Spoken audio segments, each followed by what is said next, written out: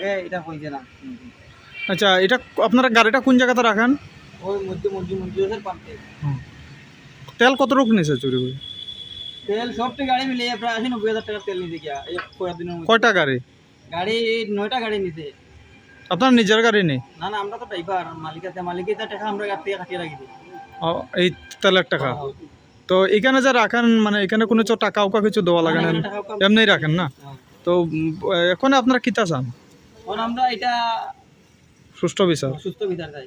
মালিকরা কি কইতে আছে গাড়ির মালিকে? মালিকরা তো কইতাছে এটা তোমরা গাড়ি রাস্তা নিয়া কই রাস্তা কই কিতা করছো, তোমরা তেল তুলে নিতে নিয়ে তোমরা বেচছো, আমরা জানি না, আমরা তেল দেব। হয়, এটা কয় লিটার তেল থাকে? টোটাল 90 লিটার থাকে। পেট্রোল না ডিজেল? ডিজেল।